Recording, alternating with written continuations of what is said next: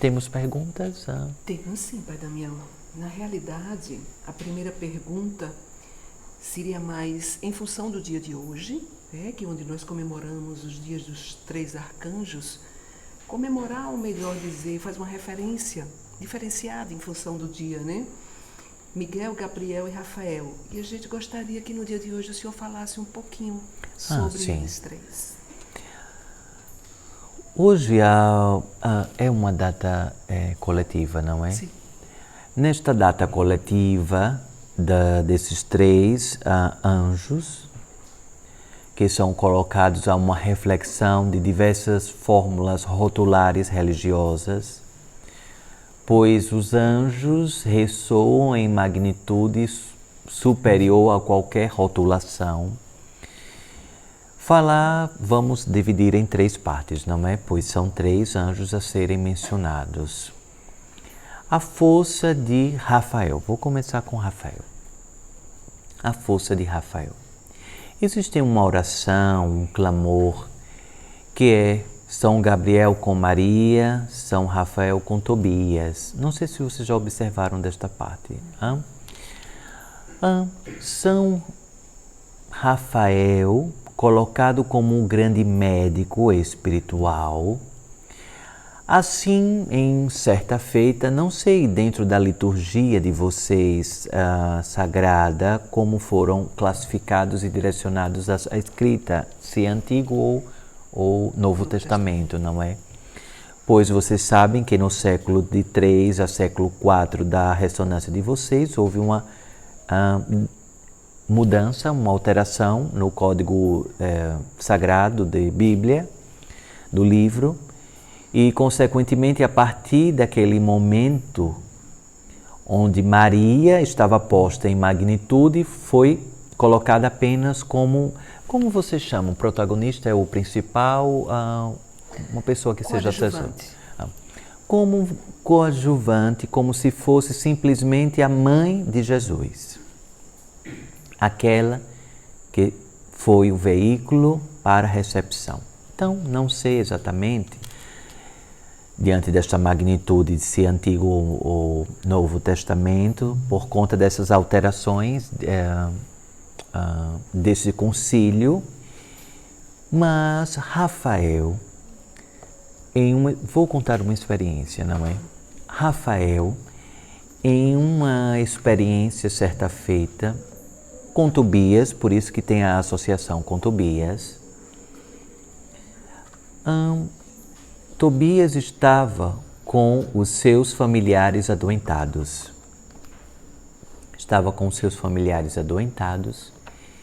E então, eis que um grande clarão ressoa à frente de Tobias. E diz: homem, lança a tua... Similar à experiência de Jesus, não é? Lança a sua tarrafa e pega alguns peixes. E assim ele fez, estava no barco, assim, Tobias fez. Agora, escolhe um peixe e deste peixe pegará o fel e com o fel similar ao barro, levará aos teus familiares. Onde houver cegueira, passastes nos olhos. Onde houver dor do espírito, passaste em todo o corpo. Onde houver dores de qualquer localidade física, colocai sobre tais locais. E ali Deus repousará a infinitude da resiliência curativa em teus familiares. E como uma prova da tua fé, Tobias, anunciará as boas novas de Deus e serás um servo porta-voz de Deus encarnado na terra. E então Tobias pegou o peixe, abriu o peixe, foi diretamente ao fel. Vocês entendem o que é fel? Que é um cheiro mais forte, não é? O fel, e assim fez para com os seus familiares. E assim como previsto pelo anjo Rafael, as curas foram empreendidas e Tobias, juntamente com os seus legionários familiares, passaram a peregrinar e, assim como o barro, o fel era utilizado em ressonâncias curativas, como se fosse uma pomada, como se fosse um instrumento guiado pelo anjo Rafael. E o anjo Rafael não parou por aí. Continuou como se fosse um guia espiritual. Como se, caríssimos, não como um guia, como se em momentos de reflexão, de direcionamento, o anjo Rafael sempre aparecia de igual modo no ato iluminativo e passava as instruções para o que Tobias precisava fazer, não é? Então, esta é uma forma resumida, não é, de Rafael. Sigamos agora, vou deixar Miguel para, porque vocês têm uma maior explanação, não é, sobre Miguel. Então, vamos agora para Gabriel. O anjo Gabriel, vocês conhecem como o anjo da anunciação da vinda de Cristo diante de Maria.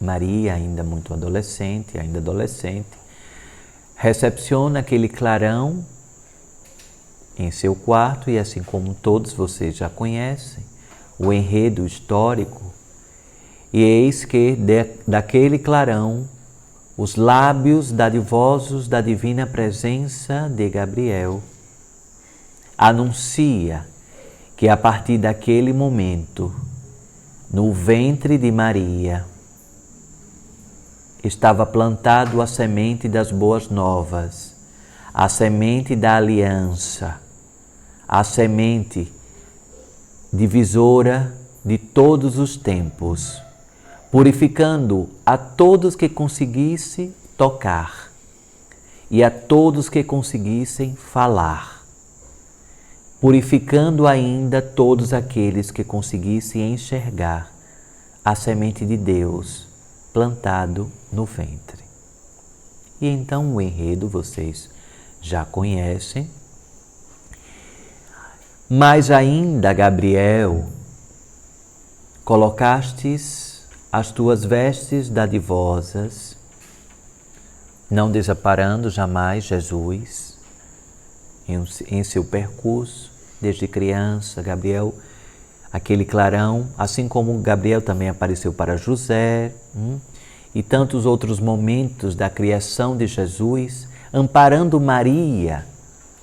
Mulher, levanta-te, segue para o Egito, pois do teu filho a vida há de temer.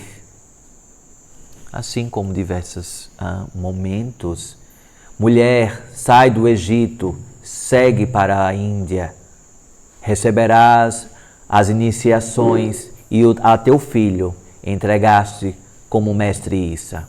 E assim, o anjo Gabriel, aquele que aparecestes para Madalena, quando o aparato do local do sepulcro, onde estavam os restos físicos de Jesus, porém, diante da grande aspiração, do grande arrebatamento que tivera ocorrido, o arrebatamento foi tão grande das vestes físicas de Jesus que a porta se abriu, de tamanha força. Do arrebatamento, pois, jamais deixaria as vestes físicas de Jesus neste planeta, pois o Mestre Jesus sempre falava: eu não sou deste planeta, eu estou aqui por ordem de meu Pai. E então Jesus, a todo instante em suas falas, falava da morada do Pai e de como seria vivenciar a morada do seu Pai, divina consciência, mas não como uma morada hipotética, mas como uma morada do estado de prece que toda a humanidade estava a ser confiada a refletir a partir daquele momento de barbárie que a humanidade estava a vivenciar. A queda da rede planetária, da energética, o fechamento de Atlântida, o encerramento de tantos campos egípcios por meio das magnitudes sustentadoras planetárias, e a revolta da alma, onde parece que a humanidade, à época, estava a vivenciar a peste do espírito. Vocês vivenciaram já a peste negra e tantas outras. A peste do espírito, como se fossem demônios apoderados de tais espíritos em grande escala cada vez mais. E então Jesus vem, assim como Gabriel, que é o objeto do nosso diálogo, Gabriel faz a anunciação a Madalena de que aquele que estava a procurar nunca esteve morto, mas sim permanece vivo. E assim vocês já também conhecem tantos outros enredos diante das participações de figuras muito importantes, como José de Arimateia, inebriado em grande clarão do arcanjo Gabriel, do anjo, diante da anunciação e conforto, para que se prostrasse em diante de resignação pelo que estava a vir em seu percurso e em seu caminho. E então o anjo Gabriel diz a José de Arimateia, dono do sepulcro e assim responsável pela recepção do corpo e condenado posteriormente pelo desaparecimento do corpo. E então o anjo Gabriel aparece para José de Arimateia e diz: homem, provarás do vinho do teu Deus e provarás do corpo do teu Deus a partir de agora, mas jamais deverás temer as mãos do homem, pois as mãos de Deus estarão sempre no teu embalo. Seguirão anos em seu recluso corpo, em grades dos homens, mas jamais estarás nas janelas, fora das janelas de Deus, pois estas sempre estarão abertas para ti. Prostra-te em teu socorro e em socorro da tua prole, da tua família, e segues o que está diante do teu desejo, pois assim escolheste servir a Cristo, e do Cristo comerá e beberá todos os dias. E depois de alguns anos, dentro da gaiola humana, seguirá com um símbolo da consagração da unicidade, o cálice sagrado de Jesus, e distribuirá para todos os territórios que conseguires alcançar, formando o teu exército para proteger e selar tal sacramento. Então, diante desta anunciação, José de Arimateia já recepciona a sua história, que aqui já falei também um pouco, não é? Então, o anjo Gabriel tem uma magnitude de importância. Poderíamos falar de Rafael e Gabriel aqui durante muito tempo, diante de tantas participações em ordenanças de cura e de anunciações. Não é um anjo de anunciação, o outro de proventos de cura. E vamos agora então seguir para o terceiro módulo, não é, que fomos propostos ao diálogo hoje, que é o módulo do anjo Miguel. O anjo Miguel, todos vocês já devem ter ouvido, resplandecido em sua proteção, o grande guerreiro, soldado da legião do bem, da paz, com sua espada flamejante, pulverizador da ordem e disciplina por todos os locais que passa. E Miguel, permitam-me assim falar do anjo, pelo nome, também tem algumas trajetórias muito interessantes. Certa feita, vocês conhecem a espada de Excalibur, do rei Arthur, da Grã-Bretanha, sim? Onde o dragão entra em conflito com o leão. Em sistema metafórico, assim como os reinos à época, em densidade de dragões, em épocas de dragões. E então Miguel, assim acredito que vocês já devem ter ouvido também falar do mago Merlin. E então da sua trajetória, Merlin lança as aspirações alquímicas para o fomento do produto que seria uma espada que todo e qualquer demônio se afastaria pela sua magnitude energética, a espada de Excalibur. E então Miguel, certa feita, em missão equilibradora do planeta Terra, traz ao planeta os alicerces materiais dos metais, titânio, platina e tantos metais que fariam parte da construção da espada. E então Miguel traz ao planeta Terra, pegando de meteoros, campos químicos, elementos químicos como a platina, cujos meteoros são riquíssimos em platina. E então, trazendo das estrelas, alicerça alguns metais no planeta Terra,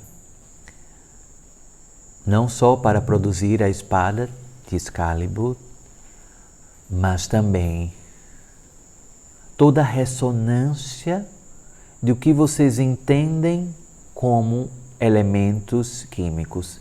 Sabe a tabela periódica, que de forma química, a tabela periódica vem de uma sabedoria trazida.